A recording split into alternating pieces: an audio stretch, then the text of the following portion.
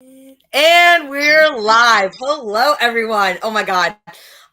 First off, thank you so much for being here. And I am apologizing in advance for whatever the hell is going on with the mind of its own of my Wi-Fi network. I apologize that I wasn't able to do a stream a couple days ago. But now it's working with Delilah, our special guest, Delilah here. Barrios, thank you so much for being here, Delilah. Thank you guys for being here. Please be patient with us. And I'm just fingers crossed that this network holds up for the remainder of the show. So thank you for being here, Delilah. You are running for governor of Texas with the Green Party. I guess first I guess we'll say we're both members of the Green Party. And you are currently still a co-chair, right? Did your term just start? Yeah, it just started in April, actually. Yeah. Okay. So Delilah is doing some hardcore work trying to revamp the Texas Green Party and running for governor of Texas, which is like pretty hot right now with how horrible Abbott's been. It's always hot down here. Right. Yeah. Like, so if you want to talk, whatever you want to talk about first, just take it away. Well, thanks for inviting me. And I'm always happy to talk to you. It's fun. And I'm, especially fellow Greens, like, I think we all kind of get it to some extent, what it's like.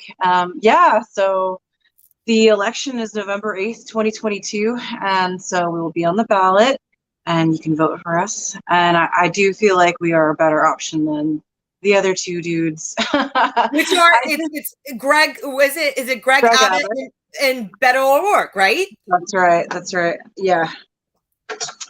So, y'all, you do not just have two options. Please don't blind to the duopoly. We do have an amazing third option, Delilah.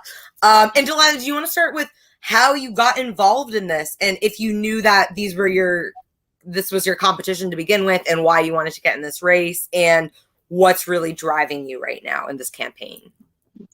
Okay. Yes. I kind of figured it would be these two. When I was heading into it, I was like, yeah, I just figured Mr. O'Rourke would be like, I was born for this, and then, try to, honestly, Greg Abbott is our incumbent, and he's done a lot of like really immoral and questionable things in his career as governor. So he obviously needs to be challenged. For me personally, I just feel a huge lack in representation. And I feel like they're often, the duopoly is often missing the mark on policies that I care about, just as a voter and a constituent. So I knew that now would be an important time to try and represent, myself and my community and my people electorally, and so we can take this struggle on every front. Yeah, we're all kind of invested in what's happening, and I think that it really doesn't take much to see how removed some people are from the actual struggle that most of us, like, people within our party are often workers and juggling many things at once. And so these are your people. Like, we do have work to do as an establishment, but I think for the most part, like, there's a lot to be valued here, and I think it's important to continue to fight for that, because without it, I just did a stream yesterday and Nick was like, I'm jealous because people in Texas have somebody to vote for. I was like, that's honored. I'm grateful for that, and I think that that's really nice and respectful, but I'm also like, it's so important to just keep pushing. A lot of people are like, they need to get their stuff together, and it's like, we really can't without you. Like, we need people, we need volunteers, we need consistent things that we're doing to stay relevant in the public eye, not just like the debate and ballot line thing. It's more than that, because people deserve real options that are better for them, that mean something. So yeah, it's definitely, I just try to carry my family with me, and I try to always be respectful as much as possible. But yeah, things are getting rough, it's been, for the last 2 years, it's been pretty consistently just like one crisis after another. It's like, there's so much to go over in this state all the time. but yeah, I know you as past co-chair can speak to the work involved with, you Yeah. know, organizing within our party. Yeah. It's a lot of work, and we'll definitely touch more into that. And so yeah, I am a past co-chair. My term is now expired. It just expired on what we just had our annual assembly, I think June 12th. And I'm actually having a meeting with our new co-chair and the other co-chair tonight to do it like a transition. Yeah. But I want to talk kind of more. So you've been campaigning for like 2 years now? You got into this race really early, right? Yeah, I declared early. Okay. I had to. So, I mean, that was the only angle. yeah. So do you want to talk about what kind of prompted you to start running, and talk about your community that you said has really been behind you and you're bringing with you and you want to stand for? Yes. So back in 2020, the pandemic was still there's still a lot of it was still a really hard learning phase. In the medical community, you know, in the healthcare sector, even like every worker had to face different threats, I think, that they were not comfortable with. And that was a real eye-opening experience for me. I hadn't really worked through a pandemic before, and I didn't know. A lot of us were just learning as we went along. Like policies were changing, like sometimes every week, just to keep up with the information. And you Because know, you're a with the healthcare worker, just so election, people know, right? You work in the healthcare field. Do you work in a yeah, hospital, or what setting do you work in? yeah. Well, I am a certified surgical tech, and we help the doctors throughout the surgery. So, yeah, I'm in a very involved clinical setting, and you know, we do traumas and things like that. So, I'm one of a very large group of highly trained, skilled professionals to do, you know, very specific kind of work. Um, you know, I work very closely with nurses and doctors, and yeah, we all had to kind of face this together.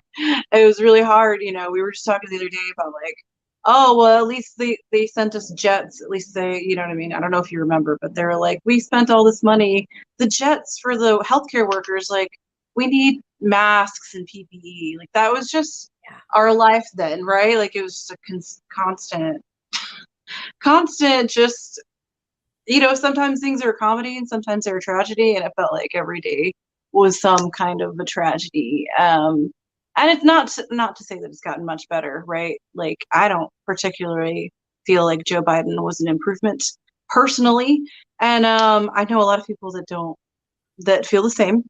And so I think at this moment, you know, there's a lot of criticisms of the Green Party, and I think some are valid, you know, and but also you have to give credit where credit's due. Like, we are the longest anti-war party that's had ballot access, and that's really important, especially at a time like this, where more and more people are waking up and realizing that, you know, the crisis of the military-industrial complex and the prison-industrial complex are all against health and well-being, and are having a happy society. You know, that's why we have to hold that line on the peace conversation, because it's so important, especially right now. There's a lot of propaganda and a lot of people Mhm. that are, you know, really comfortable with sending billions of dollars of aid to another country for a proxy war and not take care of our citizens, you Nope. know. And I think more and more people are realizing that. So Yeah. at that time, back when I decided, I had declared, and I announced with the Texas Greens, everybody was just a little, they were like, I don't know, we'll just see. Were you We'll involved with the figure Green you Party out as we before go that? along. Were you a No, Green and before that? Okay. so I voted Green since 2016. Wow. At the time, I had all through 2020, I was like, oh, let me, you know, because I voted for Howie Hawkins. I was like, how can I help in Texas? And that part of the problem is that nobody was doing anything to reach out to people. Nobody was Wow. working on anything on the ground. And Wow. I was like, I've tried a few times to help. And you know what I mean? Like, it's clear that you guys need some help, Yep. you know, and I'm a determined person. So Mhm. We're gonna make this happen. And so I had to file actually in December 2021 and pay the fee, which is under like $4,000, or try and get like so many, I think so many more signatures in the height of the pandemic. I mean, having those hi I having wear. those restrictions and struggles to get onto the ballot are very real. Like, we don't it's hard for us to compete financially with these other parties. And so it takes a lot of effort on the ground, not only just like the meetings and the bylaws and all that stuff. Like, it's just, you have to have a consistent presence, to speak to, like, we're the party's representation. Even if you're Yep. not running, you're still the party's representation. Like, we all have to take that kind of seriously. Mhm. And consistently, I think. And I found a lot of good allies here too, that I feel, I mean, it's hard, right? We're kind of Yeah. spread thin, and we're far away from each other, but I've met some really good, dedicated Greens on this path, and I'm grateful for that, for sure. Mhm. Yeah, I mean, it's just, I really met some of the best people. We know each other because of the Green Party. We wouldn't be here if it wasn't for that. Um, I really met some incredible people through the Green Party, but it's also just been like, it's a political party and it's not exempt from the complications and obstacles that working with human beings entail, even if you are very similar on many issues. You're like-minded. It's still, I think maybe we can talk about this, or maybe later, because I wanted to ask you about what um, drew you to the Green Party and what you've been doing for your campaign to try and, as you say, like, try and let people know that they have that representation in this third party option to vote for. As Green Meadow said, instead of paid tools like Abbott and Beto. So, what? And I can definitely talk about this too later. But like, what really drew you to the Green Party and being like, yeah, this is an option. Like, I really think this is viable. Yeah. The elections 2016, just the whole toxic party politics, really kind of got to me at that point. I was a disaffected voter, and I felt I didn't have anybody that cared about the things that I cared about.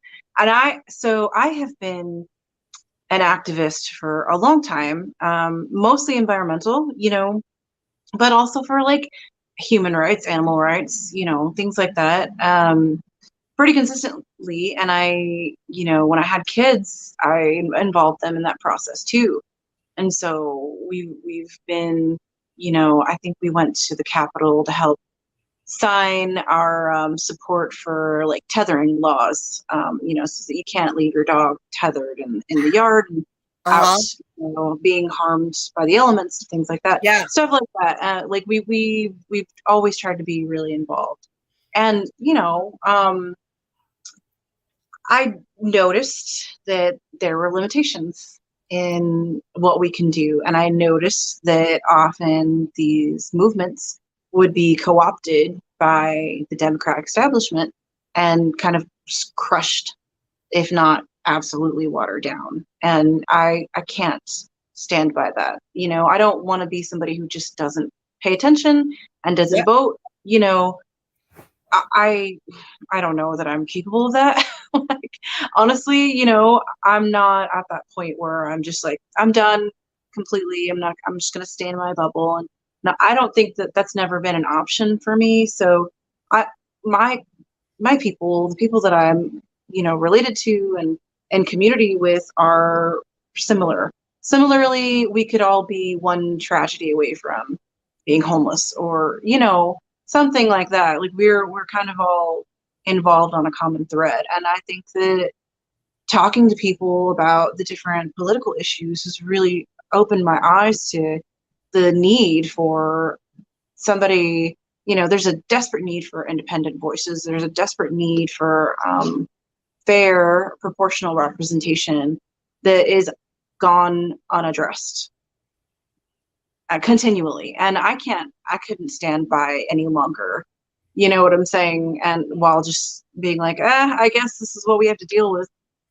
Really, that's a lot of it. Yeah. Green Party specifically, because of their environmental platforms and their push, to defund the Yeah. military, and they're the longest party that's had reparations on their platform Mhm. and universal health care, things like that. That I'm aligned there politically. I think there's a lot of different types of people. I know people in the Green Party who would never want to associate with socialism, but they do with like support of our platforms, but they don't like the label. You know what I'm saying? Mhm. We still can work together, even though, the labels are not the same. But yeah, it's really because of the environmental Yeah. effort that I've been involved with. And I noticed that we needed to have a presence that wasn't going to get watered down by politics, you know? Yeah. Yeah. No, that's exactly why the environmental component, the fact that the Green Party was the first party to write and and promote the Green New Deal was a big thing for me. And to see then how it was taken by the Democrats and completely watered down and it hasn't gone anywhere. It's just so you are a Texas native, right? So I mean, Texas has been, especially with Abbott's failures. When was that with that winter storm? And now you guys are going through a heat wave. Like you guys are on the front lines of the climate crisis. So, do you want to talk about how that's been affecting you guys, and maybe if you've been campaigning with that, or what you've been doing with the party to be talking more about environmental protections, regulations, and how we can help too?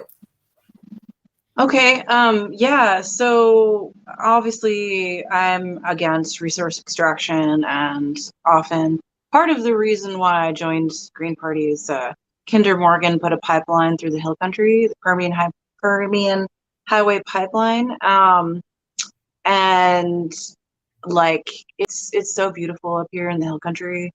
There's like old oak trees and hills and creeks, and it's lovely. And there's endangered species that live here, and it didn't matter like how much public pressure we put on against this industry. Yeah. They still went forward with their plans, and like we all had to just sit by and watch them like rip up these trees, and just it was awful. It was so painful, you know what I'm saying, to see that.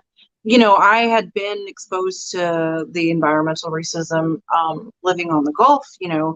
All of the terminals in the ocean are susceptible to leaking and having, explosions and things like that. So Yep. I saw then my whole life I've been seeing Yeah. these polluters just completely devastate areas. And Mhm. I think after, like, it's like one too many times. Like I've seen this. I don't want to like. I know how this movie ends. we can't, we can't do this any longer. But you know, yeah. So I'm very vocal about that. And in fact, I want to bring this up now while it's on my mind. The river we went swimming today. That's why I was like, that's why I was like, Oh, oh, good for you guys. yeah, no, it's great. Like, Is it a hot we one there look right now? yeah, it's really hot outside. Like the dogs don't want to be outside. Like it's really hot. Oh, baby. So yeah, no, so the kids and I went down to the river, and it's this town called San Marcos, which is on the Edwards Aquifer, and that's the recharge zone. So like that's where all the water goes to fill the springs that 2 million people drink from. Wow. And they're proposing this film production studio to build on top of the aquifer recharge zone. And the people are like, what? They didn't have public option. Like they're trying to not talk about it to the people. They're trying to give, this industry money the taxpayers pay for to pollute and damage their natural drinking water. And it's just insane. So like, that's what's going on now. We're trying to, be a part of that. So at any time there's any local cause, I try to show up. People within our campaign try to show up, so that way they see us, at least. Like I ran into Sunrise people down in Corpus because Enbridge is trying to Yeah. expand there. on top of artifacts, Karankawa tribe artifacts. And, you know, I mean, it requires such a consistent public outcry and showing of, like, people need to be out there. It needs to be in the media, or they don't have a chance. And, you know, that's really, I mean, I do use these moments to just let people know, like, hey, I'm going to be on the ballot. Like, I care about these issues too, just so you know. But yeah, like we financially cannot compete with like the ads and the news, you know what I mean, things like that. Like, I cannot buy consent like these other parties can. So, not that I would want to, like, that's part of, like, do you I'm want to not talk about that? Why we can't, as the Green Party, we don't accept PAC donations or like donations bigger than a certain amount, like from a person. Listen, if somebody sends me $5, they have to tell me who their employer is. That's what somebody who donates to me has to do. And I'm just like, thank you, because like, I don't know a lot of people that want to like offer information that they don't need to, and they do that because they have to, like, I have to write down every single donation dollar for dollar. And yeah, if it's like on behalf of such and such, that money doesn't come to us. Mm-hmm. Like, even if somebody tried, we'd have to send it back, because that's part of our that's part of our platform. That's part of like our whole process. We deny all of any corporate money. And Yep. and I it is hard, but I'd rather it be this way than, you know, to potentially be involved with somebody who could be like, oh yeah, we had a hand in poisoning their water. Oh yeah, I have no want, need, or desire to ally myself with those sorts of things. So yeah, we cannot take corporate dollars. We would not take. That's like one of the early things that, you know, as a candidate, you know, it's like a badge of honor. Like, we, like, it might be a scar too, but we're gonna, you know what I'm saying? Like, it's fine. Yeah. Yeah. Sometimes I feel, you know, Dave Chappelle was like, when he quit his show and him just like lamenting on like walking away from that money. I'm like, I don't know exactly what that's like, but I can only imagine. Like, and then I don't, you know, people all the time are like, oh, do you want to do this, or can we give away corporate give, and it's like, nope, sorry. Like, Nope. It's so complicated. And Yeah. I think that is, I'm just so glad that you get it, because it's hard. Like, imagine walking up to some dynamic person and being like, we would love for you to run, but you're probably going to have to be really poor, and I hope you're okay with that. Like, hopefully that's fine. You're probably going to have to work full time while you campaign. How do you feel about that? And most people are like, what? No. Like, Yep. I want to sign up for extra work. But I mean, that's how, I think that's a test, you know, to show how dedicated we are. Yeah. And I guess it's a good test in a way. I mean, I do. So I have ran for office before. And I mean, you definitely can speak firsthand to about you're working full time, you're a mom, you're trying to have a life, you're running a campaign, you're a co-chair of the Green Party. Like, oh my God. So how do you think we could, like you said, I think this is, you know, because this is the process to become a public servant. You know, fuck politicians. We shouldn't have politicians. It's public servants. And how can we make that more? So this is my thing, though, because, you know, right now we have the representative democracy, but which I just think has been completely corrupted. So my thought now is more of like, we don't fuck public servants. We don't even need that. Let's just do direct democracy, power to the people. It's the 21st century. Like, we can vote on things this way and just have it sent to people. So that, because now that I just don't, just even seeing from working within the Green Party and seeing the flaws within the Green Party and what feels like, I would maybe not corruption, but definitely shadiness. And it's just really like, wow, maybe no political party is immune to this. And you know, maybe that's not that we don't have political parties, but maybe we do really think like, oh, maybe we have in this, after this revolution, it's, oh, we have a direct democracy where all of us are public servants and we take that duty to vote seriously. Sorry, that was a bit of a ramble, but so what, how do you think we can at least for now, while we still have a representative democracy and stuff, or whatever you want to call this democracy, how can we make it so people are, or how are people engaging with you when you tell them you're with the Green Party and you're running for governor, and these are the issues you stand for, and this is what you're doing, running your campaign, and et cetera, all these other things on top of that. What is the response like, and how do you think we could improve upon that? I think that sadly there's a lot of kind of like disaffiliated Democrats around who are like, oh, just towing the ballot line's enough. And it's like, no, it isn't. Like, that's a defeatist mindset, Yeah. and I don't have time for it. So, Nope. so if somebody tells you, I don't feel like that represents me, listen to the people that are telling you that. I think that we have a problem where we have a couple of people trying to speak over other people, and that's the same problems that that people will find in other places. I mean, even the Republicans in Texas are unhappy right now. So if that's any measure to how frustrated people are, and you know what I mean, like how much people are actually struggling, just think about that. And so we really don't have time for any of that defeatist, like low ball mentality, Yeah. because it's now or never. Like, I feel the pressure of climate change every single day. And I don't know a lot of other people who don't. I know people who are like, no, it's out of sight, out of mind. But it's not out of sight, out of mind anymore.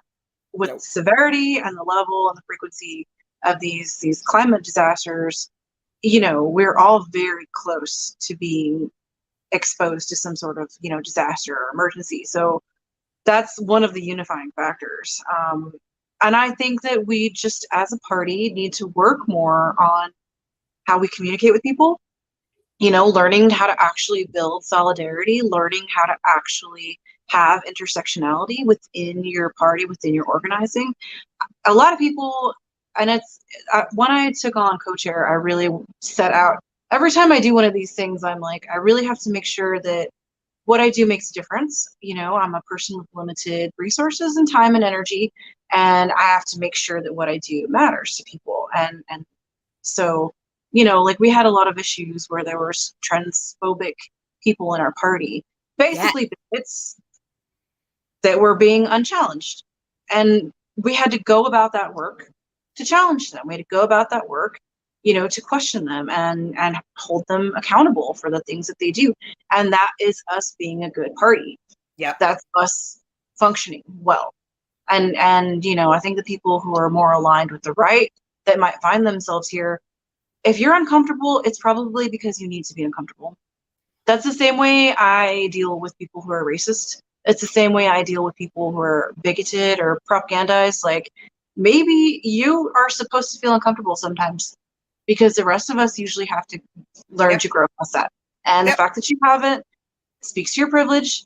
And I know, but people are like, like, how could you say those things? Very easily, because it's necessary.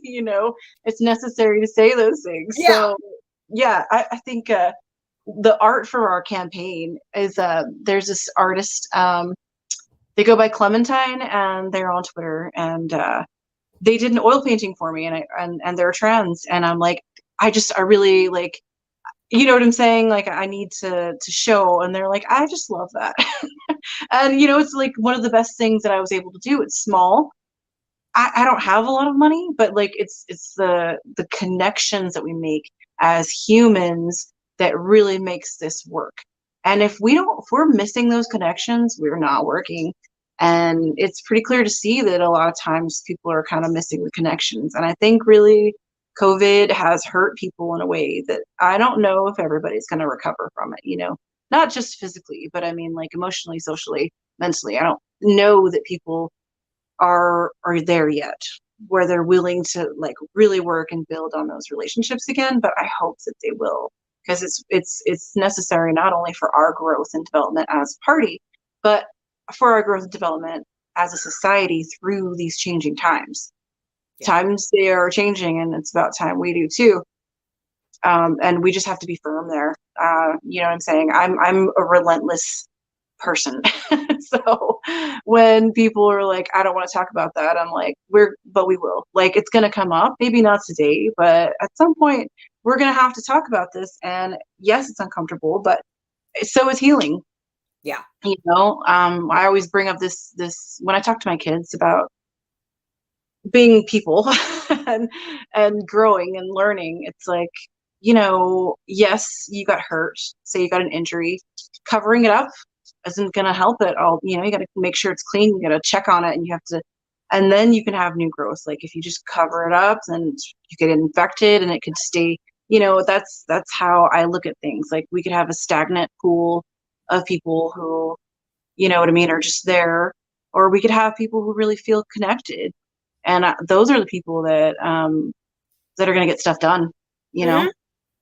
So Where Pilgrim asked a question about are there issues with droughts going on in Texas right now, like there are in California and other areas? And I want, please feel free to talk about any of the environmental impacts happening in Texas right now. And you just mentioned you have a trans comrade that just helped you with this artwork. LGBTQIA rights are under attack in Texas. So, side cut joke question: how do you feel as a native Texan when people joke, and I've seen this trending lately, about Texas seeding, and just how do you feel about that? Like what? Like let's talk about that. Like because people think that's a legitimate option for some reason. I mean, it is an option, but it's not a well thought. We certainly don't want to do the same thing that Brexit did. We don't want a bunch of misinformed, ill-informed people just making decisions that they're not ready to make. But early on when I started campaigning, I was like, why secede when we can lead? And people were like, what are you even? And I was like, I love it. I like that. I know so many people that are like, those types, like, kind of like rednecks, like they're out there on their tractors and they've got to haul hay, and like they've got to dig ditches and stuff. And like they're good people, they're nice people, they care about other people. They just might have a few ideas that like don't really make sense, and I think that I try to approach campaigning and I try to approach things like that with that knowledge, like, you know what I'm saying? Most people have a bias that they're not even aware of. And so if you just still try to build community with people despite your differences, that's the right path. I think I think there's some lines, like I'm not going to ally myself with a bigot. I'm not going to ally myself with somebody who's discriminatory or cruel or anything like that. I have limitations myself, but I think throughout this process it's really very important to keep that value of community with you. So before, there was a question about droughts, and it was in Odessa, Texas. Pipeline burst, and they didn't have water for like 48 hours, something like that. So I mean, and it's we're talking triple digits out here. People were just like buying all the water from the stores, and like I'm not from Odessa, but like just from what I was reading and catching up on. So there was that. And then basically any town that is prone or exposed to fracking will more than likely lose their clean water sources. And then just the general, like we haven't had a good rain in a while and things like that. So we have to deal with luckily in Texas, a lot of like farmers, ranchers have wells on their land, so they can keep their like cattle and things like that kind of protected. But most places are feeling it, definitely. We need more water, and yeah, we're very close to the understanding that our resources are precious to us. Most people from the state will be able to acknowledge that fact. So it's not just the water; it's the extreme heat. Like a couple years ago, our AC went out in our house, and we couldn't stay inside the house because it was a hazard. It was so hot, and that's how most people's houses are built like that. It just keeps all the heat indoors. So yeah, you got to think about like disabled, elderly, children, people like that who are more prone to harm from being exposed like that are always the first ones to suffer from these sorts of things. And you froze. It'd be a great profile picture, though.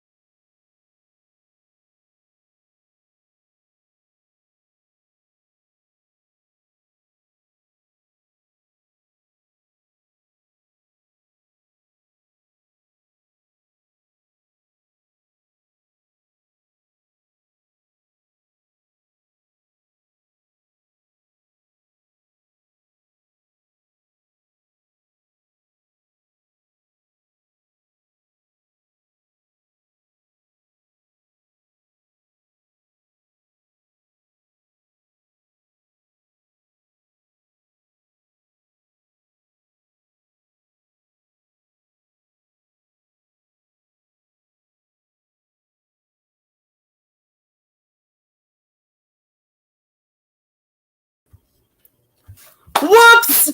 I apologize. I gave you a warning. I started this off with a warning. I knew this was going to happen. Honestly, I'm surprised it went that long without disconnecting. I apologize. If it happens again, I'll just end the stream and we'll try and do this again. But Okay. That's totally my bad. We were on a roll. It's okay. But we're talking about y'all are feeling the heat, the ocean droughts happening, the fracking that's polluting water sources and land.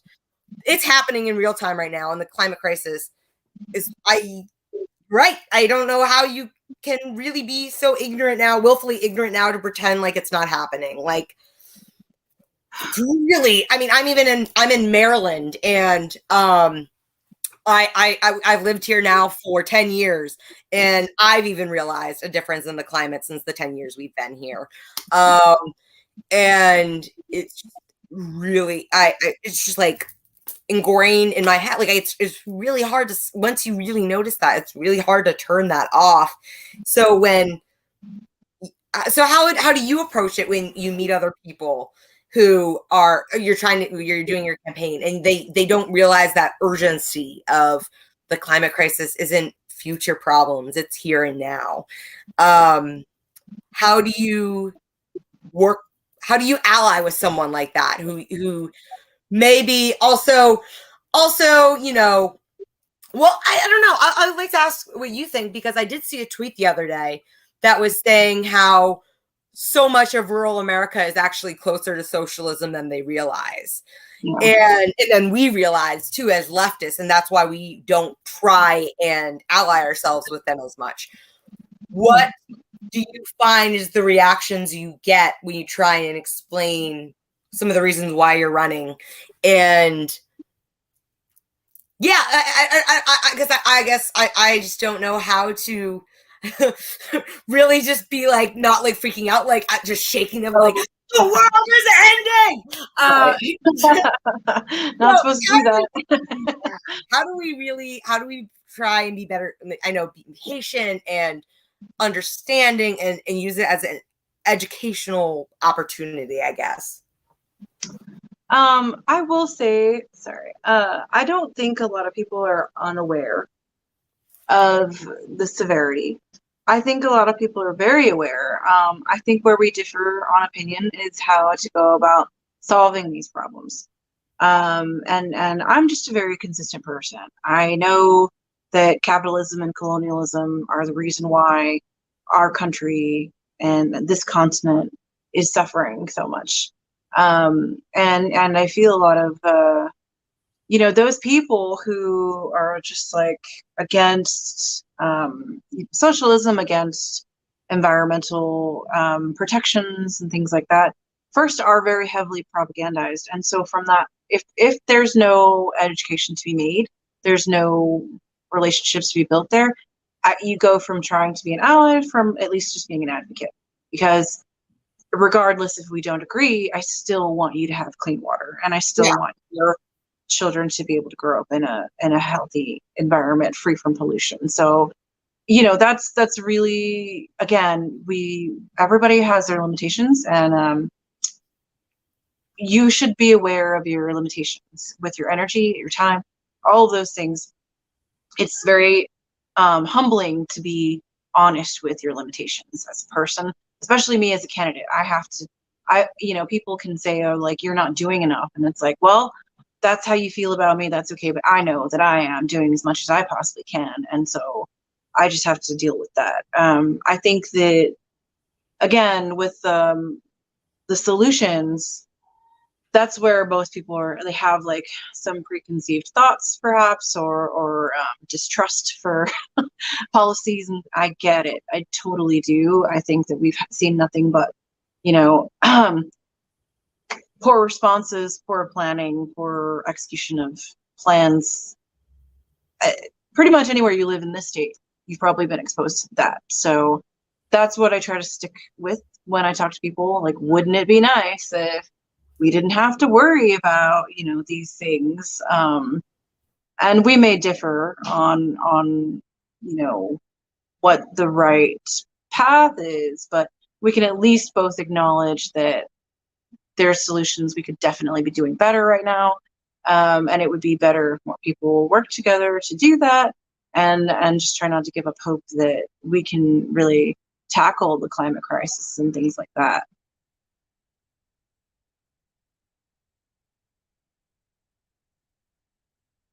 I think it's just me again.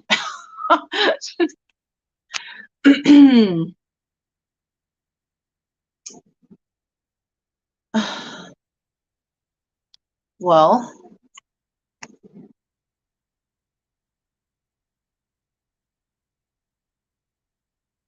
no, thanks.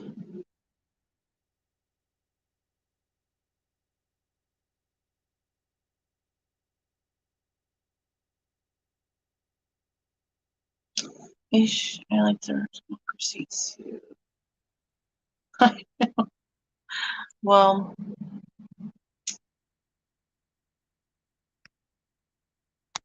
I can't even. I can see the chat, but I can't type on it. I think we'll give Liz a few more minutes, and if she comes back, great. But yeah, hope y'all are doing okay. Thanks for being here. Oh, thank you, Matthew. Hi. I'm so glad that people are voting. Tell your friends. Please tell people, they have more than these two crummy options this November. At least, I know that we can't have people knocking on doors all the time and things like that. I think a lot of us are struggling. So if you just, I'm so glad that you're willing to vote. Yeah, tell your friends and family. Hopefully you'll get a few people will turn into Green Party voters. I'm gonna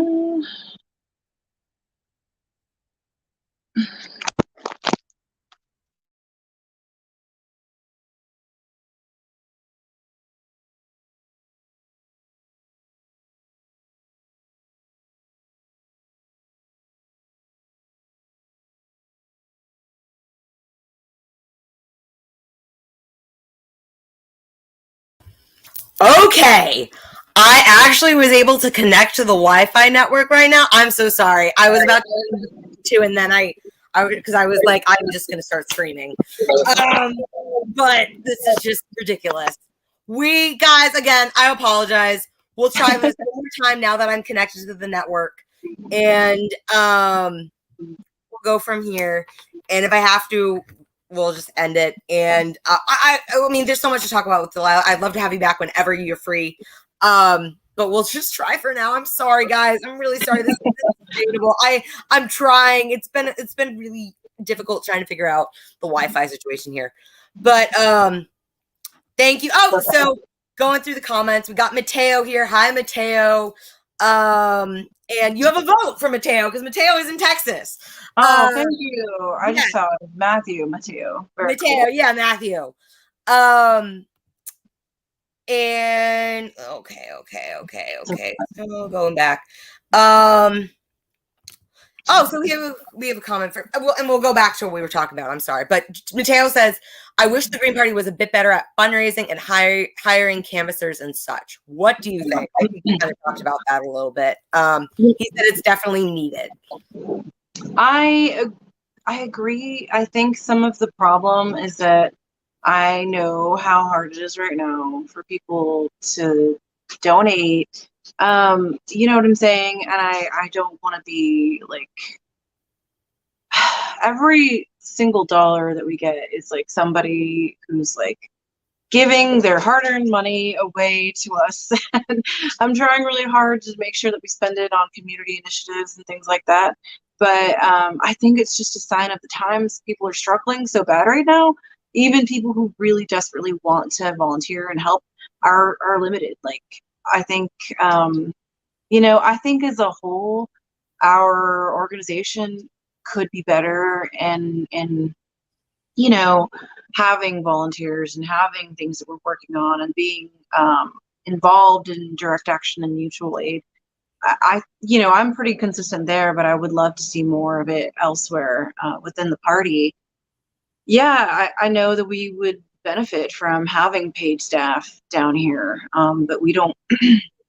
It's like last cycle, they spent so much on legal fees and things like that because we were trying. Yeah, the Democrats tried to kick Green Party. Yeah, they tried to kick him off the ballot, and then luckily the courts ruled in our favor. But that's really part of the struggle. It's like you don't really know when that's going to happen. We kind of have to expect it going forward. And so it's like, do voters want to spend their money? Like, what do they want to spend their money on? Because honestly, I think we just need to do more community organizing. Yeah. We need to do more like, well, we're going to help plant this garden here. We're going to stock this fridge here. And like, we do that as a campaign. Like, we try to hold events, meet and greets and things like that. And, it would be nice if we could pull more donations and have bigger fundraisers. But it's also, at least personally, I don't want to lose that community element. Yeah. And I don't want to just, like we could potentially pay or, ask for donations for ticket sales and things like that. But it's like, do we want to do that? And even just selling merchandise as a campaign is complicated as hell. So we have to say it's just like the donations. We would have to get all this information from everybody and pay, fees and things like that. Ideally, we would have some sort of like app that we use, or something that would make it easier for everybody. As it is, like, I've been a resource person to other candidates. They're like, how are you getting money? And I'm like, oh, we use Donor Box. And it's like, and we're we're on our own often as candidates. Like, nobody has like a book where they're like, this is how you do it. That doesn't exist. And so a lot of us are learning from mistakes, in our own processes. And it's like, I just try to be honest with the public on that. Like, we're, you think about the budgets for these other people, and there's no way we could even possibly compete there. So like, how do we want to compete? And me personally, I take it a challenge that I need to show up more, and be involved directly with things that are important to me. There's a lot of things we could probably work on though. I would love to see more organizing. I would love to see more youth involvement, know. I would love, like, if we could do like summer camps or something like that. Yeah, that's cool. That's a good idea. Yeah, no, and I love kids. I love kids. And I'm like, that like, I'm gonna make sure you don't get hurt, but also like go have fun kind of person. And every time like we have like a birthday party or we have kids over, they're like, well, I want to help, but I'm just like, I love that. You know what I mean? I Yeah. love that these kids want to go to protests. These kids want to, you know what I mean? Like advocate Yeah. for themselves and their community. And the energy is there. It's just we're lacking some organization behind it, you know? Like Mhm. I'm only one person. We have a really small group of people working on our campaign, and ideally, you know, we would have more resources and more, you know, people power. But as it is, like we're also the working class party, and a lot of us Yeah. are juggling, you know, working full time and all the other things, not to mention all the organizing we have to do in Green Party alone. I mean, I'm on the Latinx caucus, the Indigenous caucus, GPACs, I'm co-chair of Texas, and it's like a rotating thing, and everybody's like, okay, what are you working on? I'm like, oh, this. And it's like, okay, we'll see you in 2 weeks or something like that. So Mhm. there's just so much work to be done. And I just really want people to, you know, even people who are like, I'm a disaffected voter and I want to vote green, but I don't feel like you guys are here enough. Like, do stuff and tell us about it and we'll support, you know what I mean? Like we're happy to support you, but we're limited in how we can support you because we're still kind of small. We don't have that Yeah. many. You know, I don't even use our tools because I'm stubborn and I don't want to sign an NDA to use them. That's, Yeah. you know what I'm saying? And people are like, oh, you're so blah, blah, blah. And it's like, well, I'm an individual and I have to make decisions that are based off of me and the needs, you know what I mean? Like, I got to keep it real. And so, yeah, and most of our volunteers, again, like they've got full-time jobs, they've got Yep. people that they're taking care of, things like that. So I just, ideally, the expectation would be a little bit like more realistic.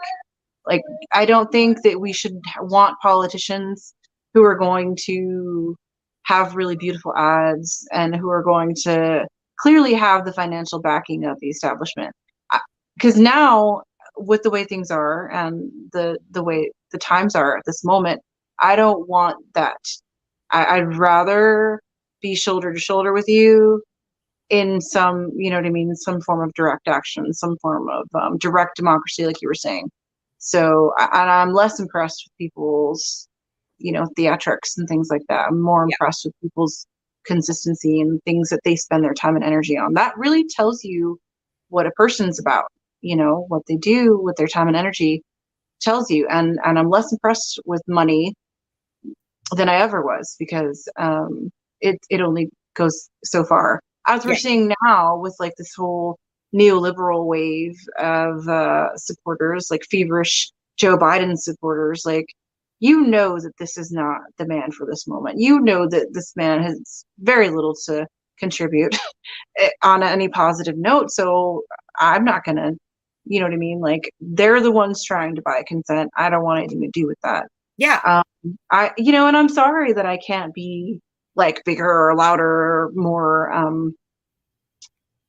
more impressive, but I just hope that the people who know me well enough, like, will tell others about me, and people who have talked to me or met with me or listened to me talking will tell other people, and just kind of like that expectation to be wowed and to be like entertained isn't really helpful for a lot of us that are just trying to fight for our basic like human rights. But Yeah. that's how I see it. Like every day I have to fight for my human rights. I've always been a patient advocate.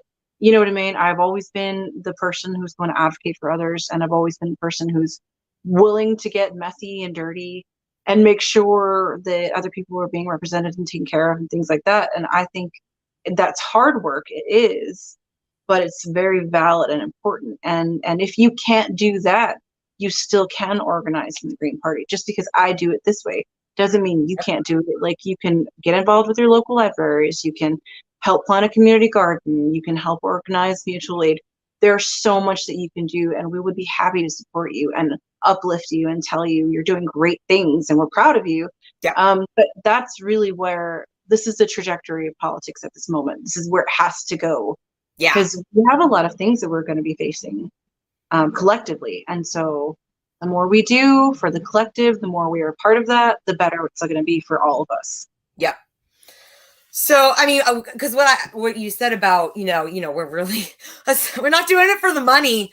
We're Yeah. really doing it for the community and the networking and the relationships that we're building through that, which for me is part of the reason why I didn't run for co-chair again was because I was spending like a part-time job doing like being on the bylaws committee, getting ready for our monthly meetings. We had an emergency assembly. We were doing that, and I was on the meetings and assemblies. And then after that ended, I was on the, and it was just like I joined because and I ran for that position because we were also dealing with some transphobia, and they were trying to get someone who had been promoting that out of the position after they stepped down, trying to fill the position. So I stepped up, or I was asked to, and I stepped up for it. And I was like, okay, well, I also really want to be using this platform to be promoting mutual aid. And I was not able to do that with this past year of being a co-chair because I was so consumed in other co-chair duties. So it took time away from me doing the mutual aid efforts that I'm doing and crowdfunding for that and making money to pay my bills because capitalism.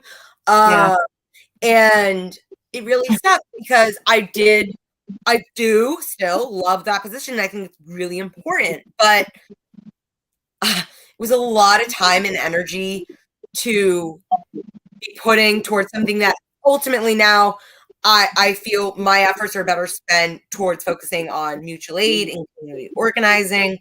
And I would like to do that more so as a member of the Green Party, the Maryland Green Party, rather than the co-chair, which now I understand more so of all the nuances of that role. I don't know. How would you, is it so crazy to think, because I know this is a very divisive issue, but is it really so crazy to say, like, maybe we should use some of our membership dues to pay these officer positions? Because they're contributing a lot of time and energy to making this happen for us. So shouldn't they be compensated for their time? And that's been really a hot topic here with the Maryland Green Party about whether or not officers should be compensated. But Oh no.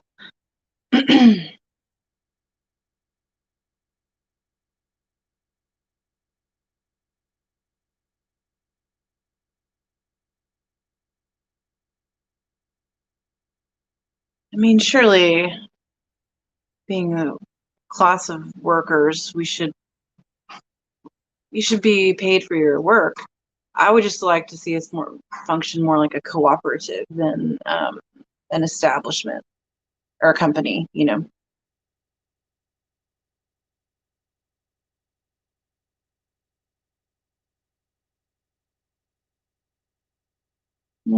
I can't.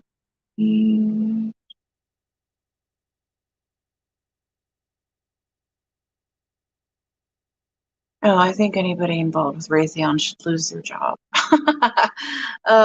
Yeah, I'm no fan of cabinet members being on the board of Raytheon. Yeah, there's too many exploitive establishments, companies in this world. So, yeah, I would love to see a better anti-war presence everywhere. I think everybody should be an anti-war activist. Hey, you're back. Thank you. I was like, wait, every 15 minutes here. I'm so sorry. Yes, we'll start to wrap this up because I don't want to take too much more of your time. It's already been an hour. I tried to answer your question, but you left. But like, basically, I think it's a very valid question. I think a group, a political organization such as ourselves, where we are working class, people should be compensated for their work. I would just like to see us function better, more like a cooperative than an establishment or a company. Yes. So that's ideally we would have the framework for that. We don't even have the framework for that. Justin tries to help out on the campaign when he can. Yeah. And we've talked about that, and it's like, I've heard of different salaries for different positions for different things, depending on where they are, who's got what money, and things like that. And I think that in all fairness, it would be equal. It would be more, fair. Like if so and so is making this much for this much work, then so and so here, you know what I mean, should similarly make, and we don't have any sort of frame for that. And that's, you know, that's to our detriment. It doesn't make us look good at all. I agree. And I think it really does a lot of harm to us. And it's just shooting ourselves in the foot, because like, we're like, oh my God, how do we engage more members and get new members? And it's okay, well, why don't we compensate them for these positions we're asking them to do? Because it's a position that takes time and energy. And it was just like, oh my God, this year, I really feel like, I mean, it wasn't a waste of a year. I learned a lot. I'm really glad I did it. But it just, now I'm just like, wow, it's work. Thank you. It's work. And now I'm just like you said, cooperative. I'm like, oh my God, what if the Green Party starts a mutual aid cooperative, and we're like the first political party to really be saying like, yes, we are the working class party, and we have a mutual aid to stand by that and back you guys up, and you know, start going from just really building on like our community organizing. And I don't know why mutual aid hasn't been more a part of this already to begin with. Right? Well, I think there's a bit of a generational gap too, in some respects. Like, we have people that were alive when the Black Panther Party was very active and may have even organized with them, but completely have forgotten, you know, some of the key values and basics to organizing on the ground, you know. And I think part of it is like, you know, I don't know what it's like to be 75. I know what it's like to be 37, and I know I've seen enough, and I know that a lot of other people have seen enough. But again, like, we're really missing a lot of those connections. And if we can't organize really effectively this way, then we do have to explore other ways to do that. That's our responsibility if we want to stay relevant, if we want to stay on the ballot, if we want to stay an option to people. It's important. And I know it's hard work. Every time I get emails about having to go to a meeting, I'm just like, you know what I mean? Like, I don't want to do this. And I honestly, because I'm also campaigning, I'm like, I'm not going to stay at a meeting more than an hour. Sorry. I'm not doing it. I have to do that for my own mental health. And I'm not, you know what I'm saying? Like, people want you to overextend, and that's not okay. And I really think it's important for us, you know, anybody who's in a place to volunteer or do this free work has to have fair limitations for themselves, because we can't have you burning out, especially when you have the knowledge that you've gotten and you know, a lot of the tools. Like, you've learned a lot. You have this information, these tools. Like, we want you to keep going. You know, we don't want you to be burnt out and like, I'm not going to work here, or I'm not going to help, because we're still here. You know what I mean? It's like, we can't go anywhere. We have to stay here. We have to keep fighting. There's no path where we're not going to be invested. It's just, we do have to look at other ways that could be, you know, helpful. And I think, you know, there might be some people who are really against mutual aid and things like that, but, you know, fine, keep your criticism to yourself. We still have work to get done. And that's kind of the attitude I have a lot of the times. I'm like, okay, well, that's fine. I'm going to do this. Because like, I have to be independent a lot on what I do. And I know a lot of other candidates do as well. It would be nice to have a kind of like support system, you know, framework really down. And yeah, we need to look at other options. We have to be willing to accommodate and grow too. Yeah. Otherwise, what are we doing? We're not. That's hi, little friend. Oh, yeah. He's all excited. Oh my God. Hazel, come here. It's okay. Oh my God. She's a pit. Yeah, she's a pit mix, and she's just a big baby. Yep. Anyway. Love pitties. Love them. I know. I get to wake up to her and like spoon her in the mornings. Yep. But love it. Love that love. Again, thank you so much for being here. We've already gone over an hour. I don't want to take up too much more of your time. But I would also love to have you back, because I just could talk to you forever. And also, I would love to like brainstorm with you, like, oh my God, like what else can we be doing? Because I We haven't. can have fun meetings, but you know the kind of meetings that you don't want to go to. Oh Okay, yeah, like yeah, I this get is it. good. You know, like Yeah, this is refreshing. good. Yeah, no, thank you for having me on. It's always good to talk. You look lovely. Thank you. You too, hon. I love you. Always have a great color going on with your hair, and I love seeing it. Thank Thanks. you. And again, where can we find you? What do you have coming up, and how can we support you? Okay, so yes, delilahfortexas.com. I'm on Twitter, Instagram, Facebook. Yeah, we will continue to do whatever we can in our, abilities. So we will be showing up to protest Enbridge. We will be keeping a close watch on the Save Our Springs and Save Our River organizations, because they're the ones trying to protest against the expansion of production studio on top of the Edwards Aquifer. So yeah, and then of course I'll be doing a lot of as many independent pods, live streams, things like that as I can, just to get the word out. But yes, like please just tell your friends and family. I'm sure you know somebody in Texas.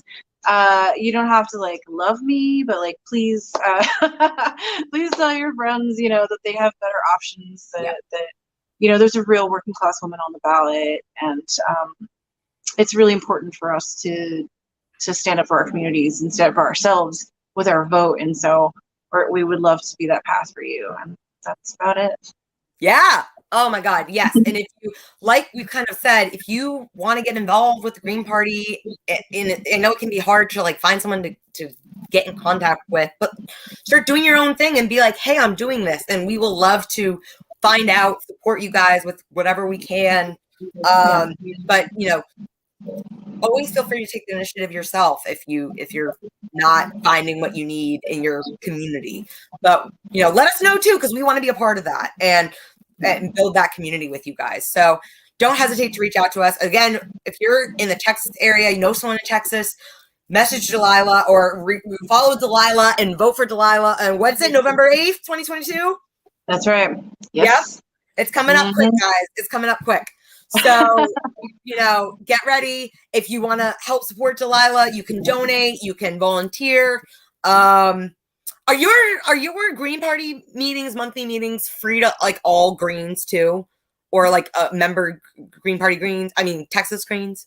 Yeah, I think we have quarterly right now. But yeah, I can definitely post some more of those so people can come in. But also, if you want to organize and like do like a meet and greet or things like that, like we can definitely do stuff like that. It's just we're a little bit limited, and I've got kids, so ideally it would be like a live stream situation, and I'd be happy to engage with you in your community. It's important work. But yeah, as far as Green Party is concerned, I mean, there's just so much work to be done. I really try to tell people like to organize with their community, and then we'll try to invite us to come if you want. You know what I'm saying? Because you're probably going to have it better organized if we had to do it ourselves. You know what I'm saying? We rely heavily on the community to keep us informed, to be involved, and to be good representatives for the whole. So that's just, I don't know how much else we could do this cycle. But I know that I'm really looking forward to getting out and doing more things with you guys. Yeah, good. Oh my God. Well, best of luck to you with everything, and hopefully we talk very soon before that. Definitely. But thank you for being here and spending this time talking about us, about the Green Party and our experience with it in your campaign. Y'all go support Delilah. Follow her, Delilah for Texas. Vote for her if you can. Mateo, we see you. We're holding you to that. Thank you guys for being here. I will let you guys know when I'm doing my next stream on my Twitter, which is also my Venmo, which I wanted to promote my mutual aid, but I feel like I'm just about to lose time and this is going to cut out on me. So I just want to end it on a good note. So thank you guys so much for being here. We're signing out. Bye, guys. Bye. Thanks.